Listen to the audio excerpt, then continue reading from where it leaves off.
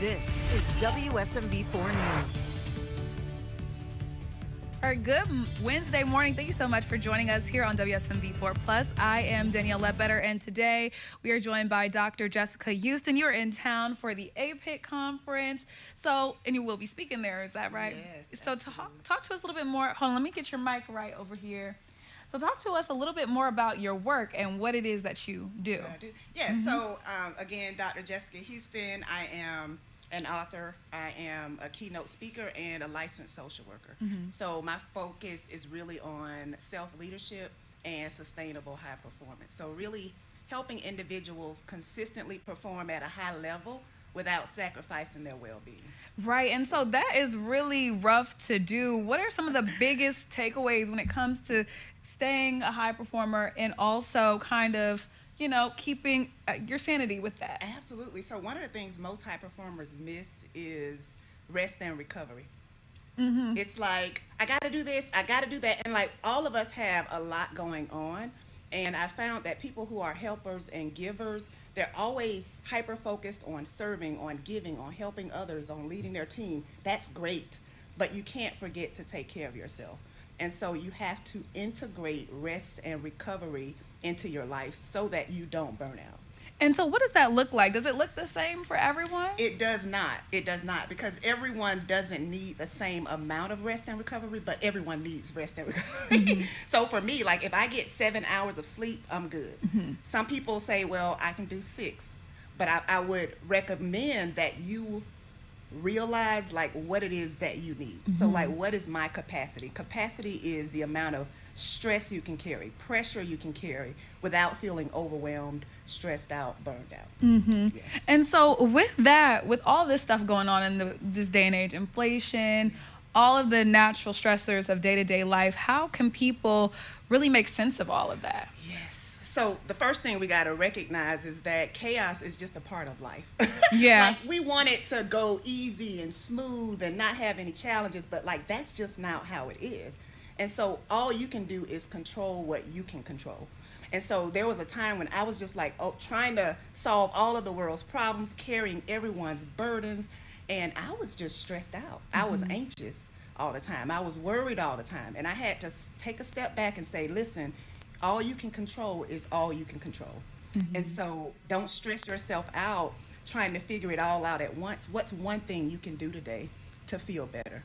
And that's where I always start. That's where you start. And then so on a general level, what are some tools that people can do to kind of focus on what they can control? Are there some things that people can do to... Yeah, absolutely. First of all, you have to look at your schedule, right? And I always look at what are my energy drainers and then what actually resets my energy, what fuels me. And so those things that really drain you, you want to figure out, okay, can I remove this? Can I delegate this? Can I do this less? And then can I really focus on those things that excite me and bring me joy? Of course, there are going to be some things you have to do that you don't want to do, but those are the things that are going to drain you the most. And so you have this book here, Give Your All Without Losing Yourself.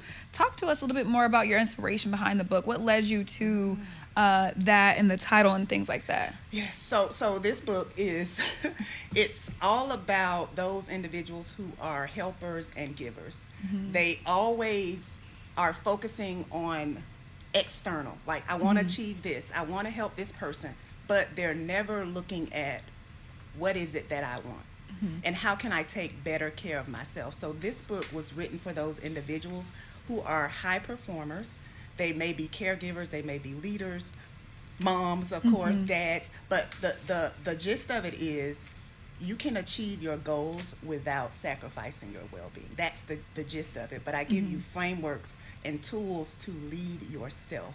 So for example, you lead your mind, you lead your results, you lead your energy. Like those are things that you want to make sure you're paying attention to. Exactly. And so when you talk about building that capacity and performing at that high level, when you talk about those things, how are you able to do that while also taking charge of your life? So building your capacity means setting boundaries.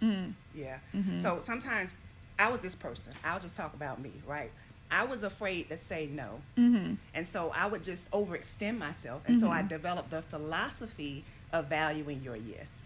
So that's the first thing you got to do. You have to begin to value your yes. People will pull on you until you have nothing left, and they will still be pulling when you're on empty. Yeah. And so you have to set those boundaries, and then you have to value your yes. Yeah. And then how does that look like? Because you talk to a lot of corporate people, people that work in these high-powered jobs. Absolutely. How does that look like at work, though? Yes. So at work, of course, you have those things that you have to do, right? And so you can't go to your boss and be like, "Oh, sorry, I'm valuing my yes today." Right, exactly. Like, you can't do that. But there are things that you have to do. But for some people, they are overwhelmed because maybe there's been turnover, there have been layoffs, there are people, you're doing multiple jobs. And so you can't have that conversation like, "Hey, I've been working 70 hours a week.